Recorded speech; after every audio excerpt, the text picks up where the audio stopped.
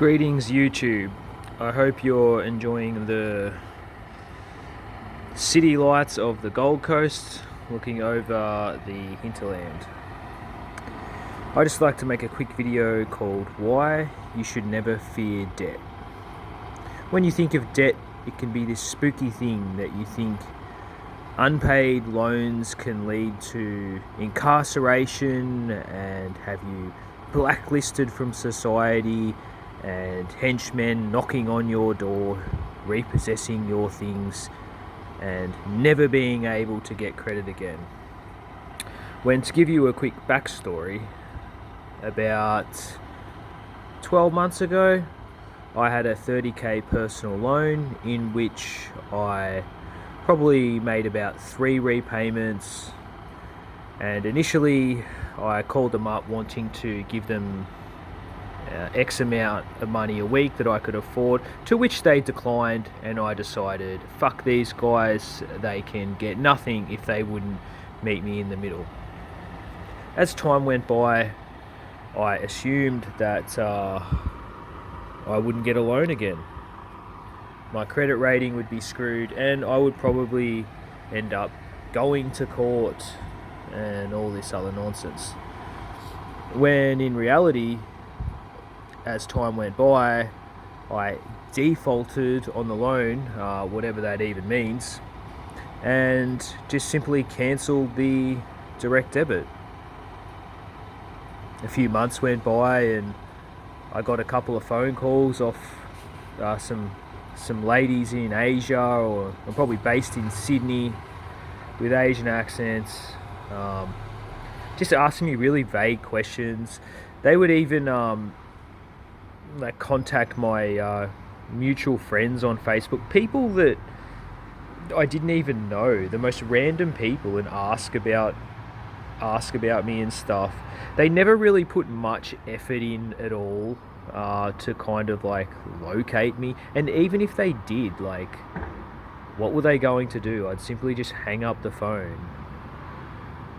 So there's no one really in jail over unpaid debt.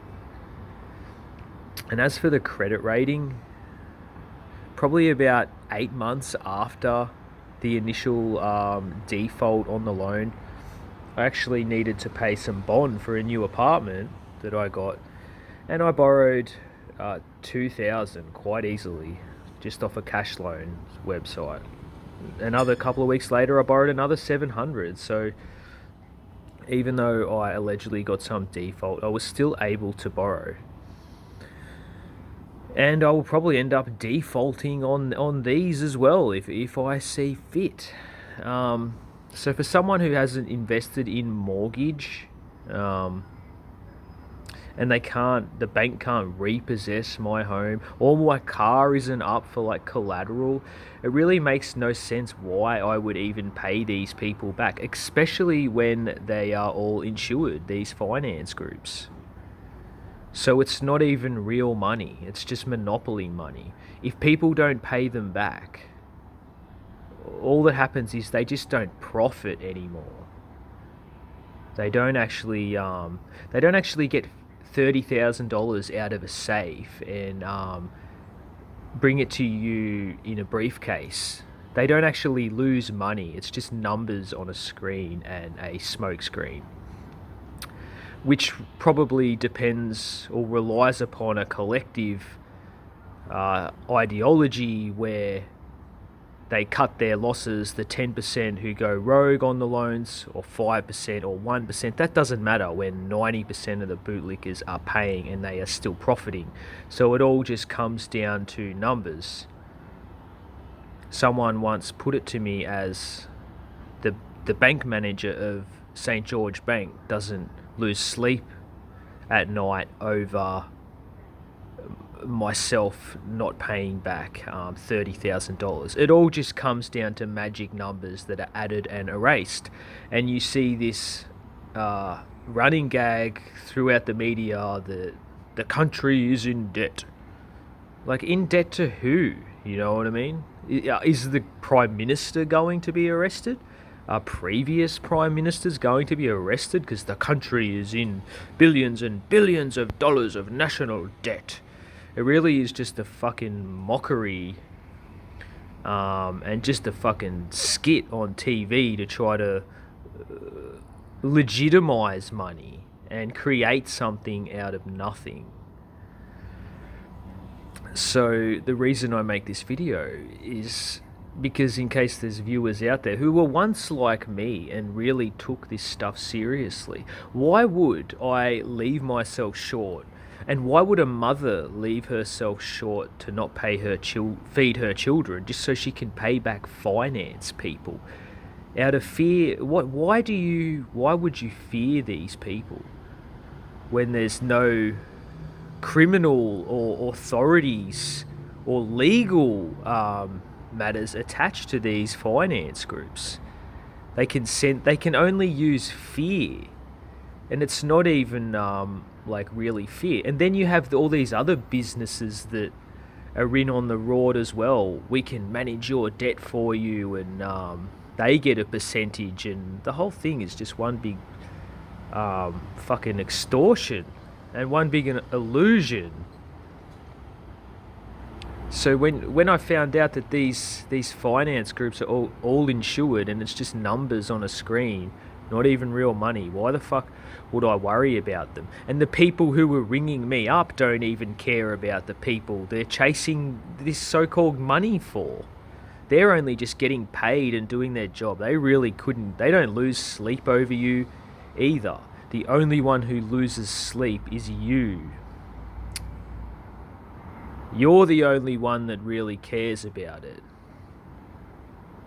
Not the bank manager, not the prime minister, not the sheriff.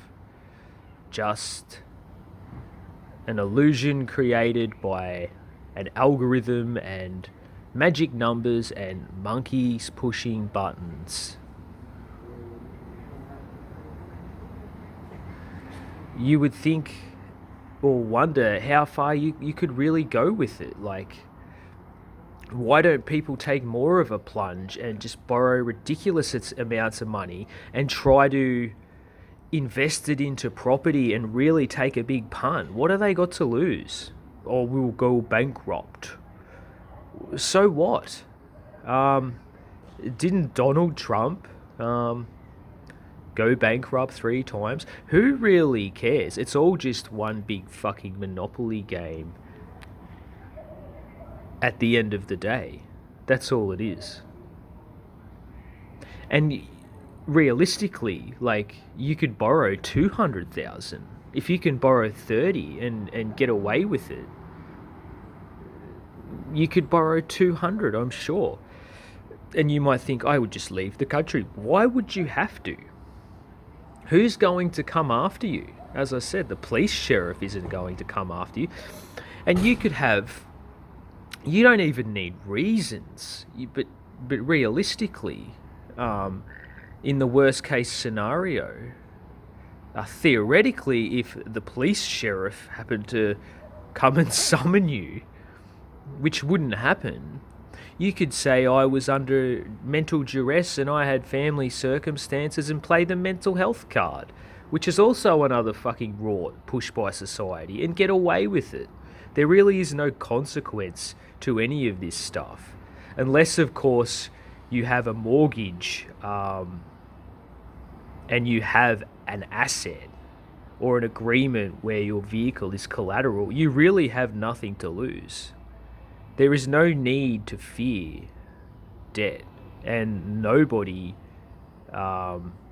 should be succumbing to this smokescreen.